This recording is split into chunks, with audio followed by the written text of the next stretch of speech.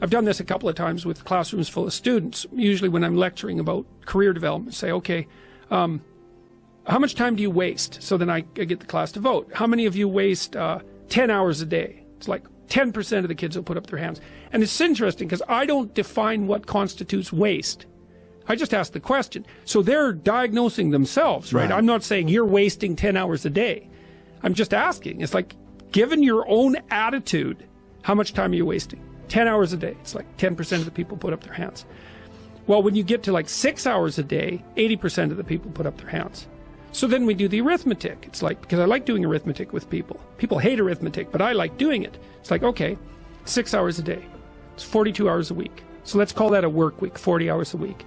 So that's a work week. Let's say, what's your time worth? You're a university student.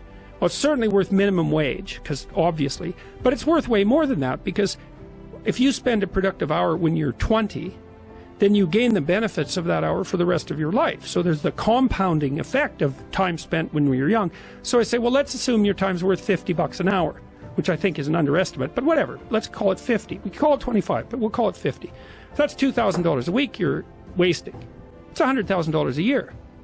It's like, how much better would your life be if you weren't wasting $100,000 a year? It's like, what is that over 40 years? $4 million. It's like, you're rich. You don't even know it. Quit wasting time. By your own definition. It's like people shake their heads. Like, well, I never thought about it that way. It's like, yeah, think about it that way. Don't waste your damn life. And then you think, well, why would people be resistant to that message? It's like, well, you really want to wake up and figure out that you're wasting half your life? I'd like you to fast forward to 70, 80, 90 years old. Right? Fast forward in your mind to that age. 70, 80, 90, 100, 110 if you're really optimistic, whichever one it is. And I'd like you to write down what will be the things that you'll regret that you didn't do. Imagine you're that age, ask yourself the question, what will I regret that I didn't do? Not what you did do, but what you didn't do. Write it down. Make a long list right now. Get a pen and paper out and write it down. Don't do it on your phone. Don't do it on your laptop. Actually get a pen and paper and write down your answers. What will be the things that you regret that you didn't do? Right? Really think about it. Will it be, learning a new language? Will it be moving home? Will it be telling someone you love them? What will it be? What would it have been? Write it down right now. Now, the incredible thing about this question is that you're using the future to empower the past. Whatever answer you have in that question, whatever your answer is, you can do it right now, today, starting today, because you're not that age yet. And even if you're 64 and you're tuning in 70, 80, 90, you're still there, right? It's still possible. You can start doing that right now. It's empowering the present with the future.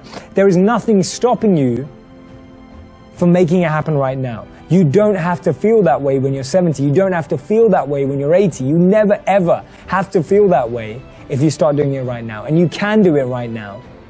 Even if it feels impossible, you can start working on it right now. You can start trying right now. You can start making plans right now because you're not there yet.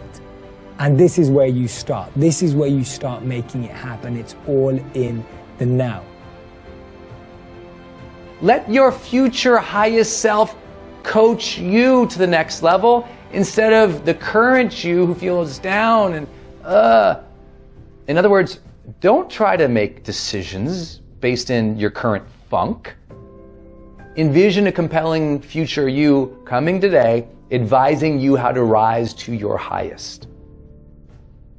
Most people, ladies and gentlemen,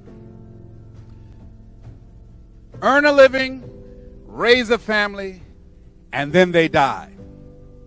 There are people who are just breathing corpses. The person said that many people die at age 21 and don't get buried until they're 65. You know, I remember years ago, one of my teachers, Jim Rohn, used to say to me, he said, Tony, life goes by so fast. He said, you know what, it'll be like that, and it'll be 10 years, it'll be 5 years. And I found in my life it's been true. You know, you look back on what you think a long time is, it changes real quick. And the best way to have the future you want is to design it now. You know, I tell people very often, you know, 5 years from now, you're going to arrive someplace. The question's where. And you're going to become somebody. And the question is, who? Who are you going to be? What are you going to be about? What are you doing that's wrong from your own perspective? What could you put right now? Get to work on time. Stop interrupting people. Make peace with your siblings and your parents. Diligently utilize everything you already have at hand. If you do those things, your life will improve. You'll become more peaceful, productive, and desirable. After some days or weeks or months of attentive effort, your mind will clear. Your life will become less tragic, and you'll become more confident. You'll start seeing right from wrong more clearly. The path in front of you will shine more brightly. You'll stop getting in your own way.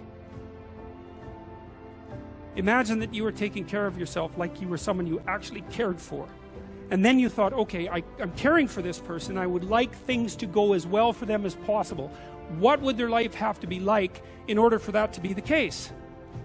Well, people don't do that. They don't sit down and think, all right, let's figure it out. You've got a life. It's hard, obviously. It's like 3 years from now, you can have what you need. You got to be careful about it. You can't have everything. You can have what would be good for you, but you have to figure out what it is, and then you have to aim at it. Well, my experience with people has been if they figure out what it is that would be good for them, and then they aim at it, then they get it. And it's strange because it's a strange thing. It's not quite that simple because, you may formulate an idea about what would be good for you, and then you take 10 steps towards that, and you find out that your formulation was a bit off, and so you have to reformulate your goal. So you're kind of going like this as you move towards the goal.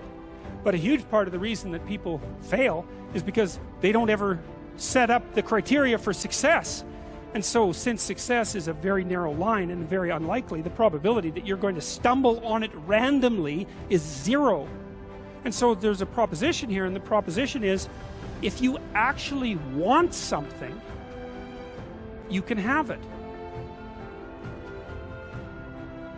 Now the question then would be, well, what do you mean by actually want?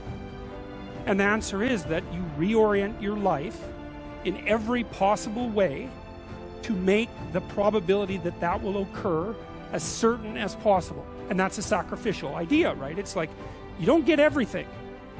Obviously. But maybe you can have what you need. And maybe all you have to do to get it is ask. But asking isn't a whim or today's wish.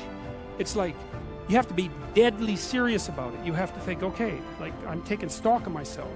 And if I was going to live properly in the world, and I was going to set myself up such that being would justify itself in my estimation, and I don't mean as a harsh judge, exactly what is it that I would aim at? Your destiny is in your hands. I succeeded because I had to.